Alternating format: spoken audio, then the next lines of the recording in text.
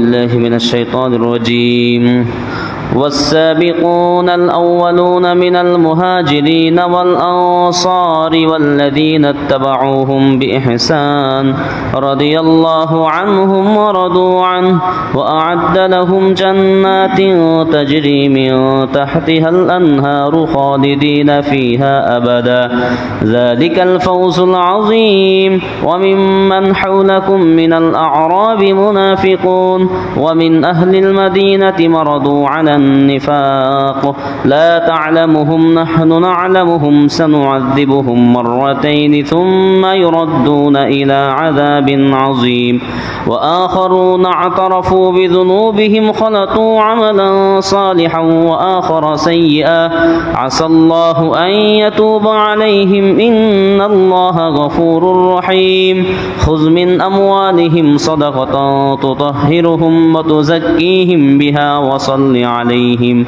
إن صلاتك سكن لهم والله سميع عليم ألم يعلموا أن الله هو يقبل التوبة عن عباده ويأخذ الصدقات وأن الله هو التواب الرحيم وقل اعملوا فسيرى الله عملكم ورسوله والمؤمنون وستردون إلى عالم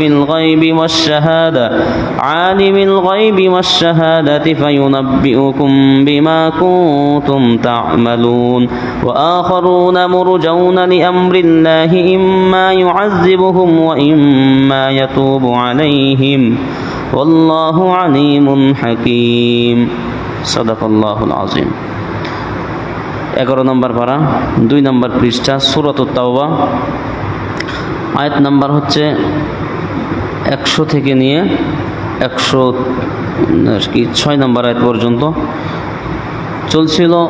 মুনাফিকদের খাসলত সম্পর্কে বলা হচ্ছিল।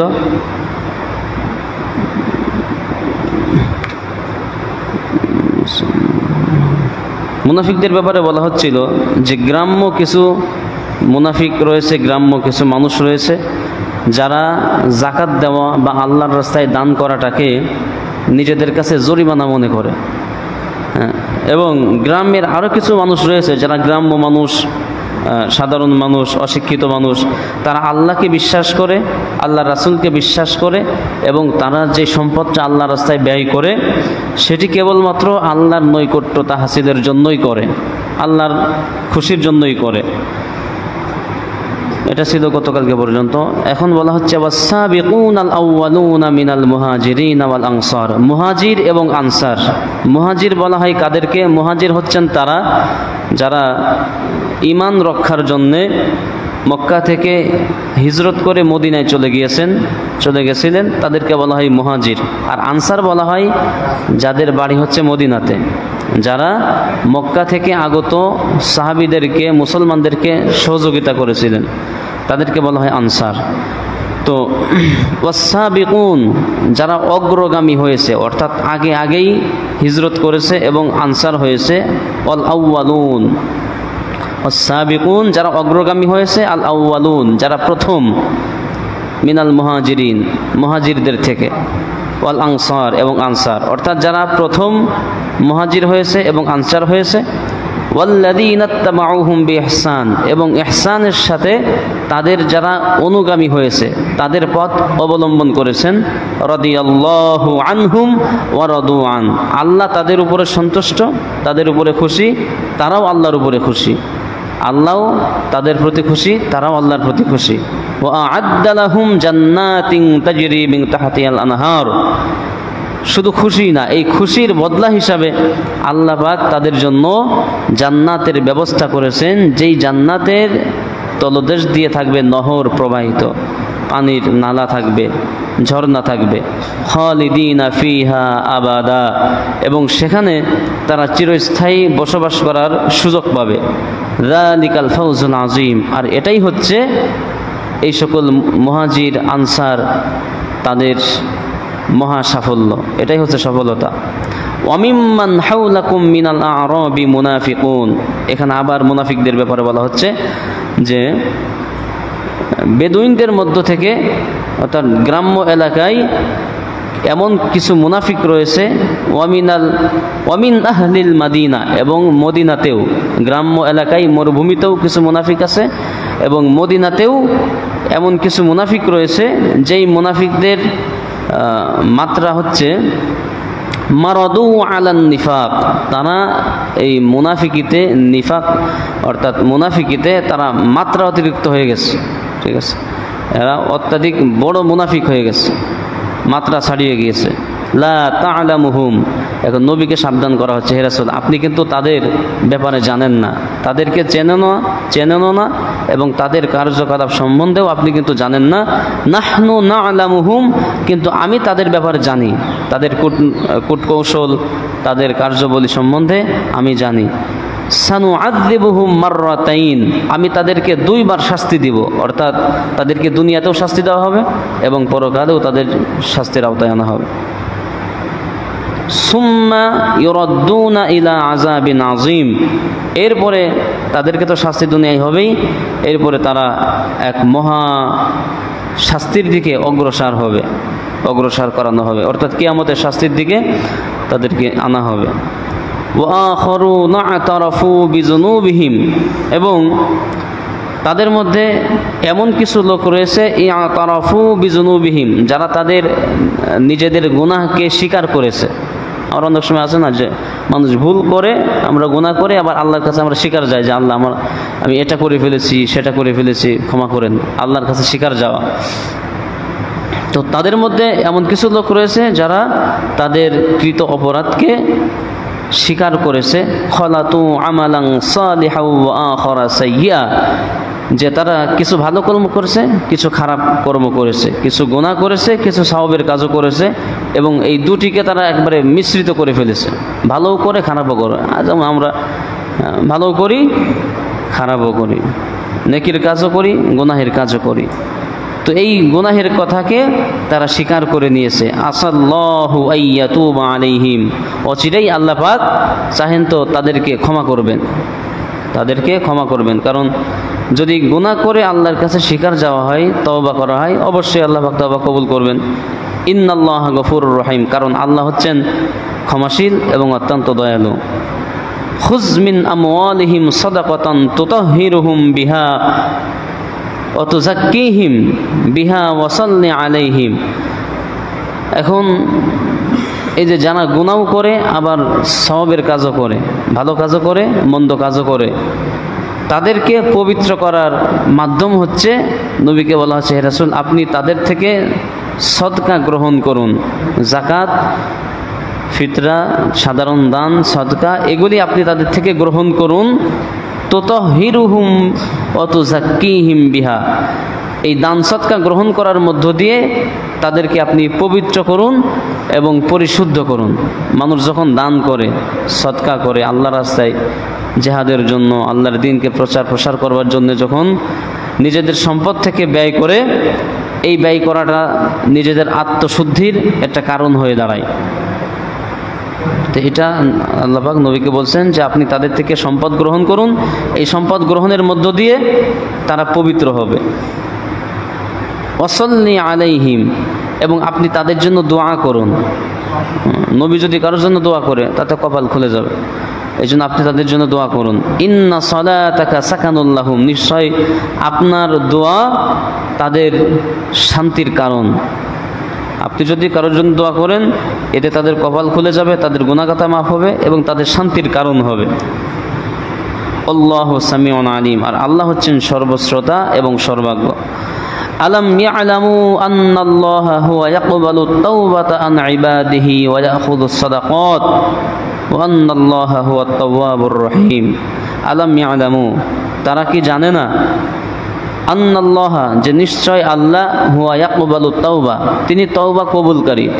কেউ যদি তওবা করে আল্লাহ সেই তওবাকে কবুল করেন। আন ইবাদিহি, তার বান্দাদের থেকে। ওয়া ইয়াখুযুস সাদাকাত, কেউ যদি আল্লাহকে খুশি করবার জন্য দান সদকা করে সেটাও আল্লাহ পাক গ্রহণ করেন। ওয়া আন্নাল্লাহা হুয়াত তাওয়াবুর রহিম, আর আল্লাহ হচ্ছেন হুয়াত তাওয়াব, তিনি হচ্ছেন তওবা কবুলকারী, আর রহিম এবং অত্যন্ত দয়ালু। وقل اعملوا فسيرى الله عملكم ورسوله والمؤمنون। হে রাসূল, আপনি তাদেরকে বলুন, তাদেরকে অর্থাৎ মুনাফিকদেরকে বলুন, ই'মালু, তোমরা কাজ করতে থাকো, তোমরা যেগুলি করতেছো এগুলি তোমরা করতে থাকো, ফাসায়ারাল্লাহু আমালাকুম ওয়া রাসূলুহু ওয়াল মুমিনুন, অচিরেই আল্লাহ, রাসূল এবং মুমিন বান্দাগণ তারা তোমাদের কার্যবলী পর্যবেক্ষণ করবেন, এগুলি তারা দেখতেছেন বা পর্যবেক্ষণ করবেন। ওয়াসাতুরাদ্দুনা, এরপরে তোমরা প্রত্যাবর্তিত হবে, ইলা আলিমিল গায়বি ওয়াশ শাহাদা, ওই সত্তার দিকে যিনি দৃশ্য এবং অদৃশ্য সকল বিষয়ে জ্ঞাত আছেন। ফায়ুনাব্বিউকুম বিমা কুনতুম তা'মালুন, এরপরে তোমাদের কার্যাবলী সম্বন্ধে তিনি তোমাদেরকে আবার অবগত করবেন, অর্থাৎ দুনিয়ায় যেগুলি করতেছো এগুলি আবার তোমাদেরকে দেখানো হবে, জানানো হবে। ওয়া আখারুনা মুরজাউনা লিআমরিল্লাহি ইম্মা ইউআযযিবুহুম ওয়া ইম্মা ইয়াতুবু আলাইহিম, আবার কিছু লোক রয়েছে মুরজাউনা লিআমরিল্লাহ, যাদের ব্যাপারে আল্লাহ পাকের কাছে, যাদের সিদ্ধান্তটি আল্লাহ পাকের কাছে মুলতবি রয়েছে। ইম্মা ইউআযযিবুহুম, আল্লাহ চাহেন তো তাদেরকে শাস্তি দিবেন, ওয়া ইম্মা ইয়াতুবু আলাইহিম, অথবা তিনি চাহেন তো তাদেরকে ক্ষমা করে দিবেন।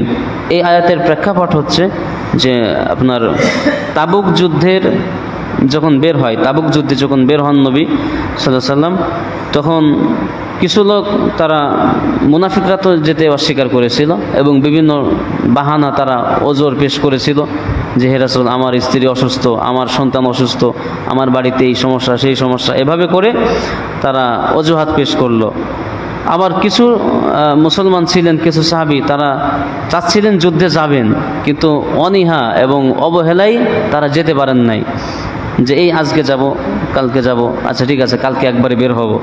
অনেকে বলে না যে ঠিক ইনশাল্লাহ আগামীকাল থেকে নামাজ পড়বো, আগামীকাল আর হয় না, এই যে অবহেলাই বলি আমরা। তো কয়েকজন সাহাবী তারা এই সিদ্ধান্ত নিচ্ছিলেন যে আমরা, নবীজি আজকে বের হয়ে যাক, আমরা দেখি 2-3 দিন পরে আমরা বের হব, এদিকে আমাদের ফল টল কাটা হয়ে যাবে, আমার ঘোড়াও তো ভালো, খুব ভালো দৌড়াই ঘোড়া, তো নবীজারা যাইতে যাইতে আমরাও নবীদেরকে ধরে ফেলবো মাঝ রাস্তায়, এরকম তাদের চিন্তাভাবনা ছিল। তো তাদের মধ্যে ছিলেন হিলাল ইবনে উমাইয়া, কি বলে আপনার এরকম 3 জন ছিলেন, হিলাল ইবনে উমাইয়া, তারপরে মুররা ইবনে কাব, না মুররা ইবনে রবিয়া, এরকম 3টা নাম আছে আর কি 3 জন সাহাবীর। এই 3 জন সাহাবী তারা চাচ্ছিলেন যুদ্ধে যাবেন, কিন্তু ওই যে অনীহা করে তারা যুদ্ধে যেতে পারেন নাই।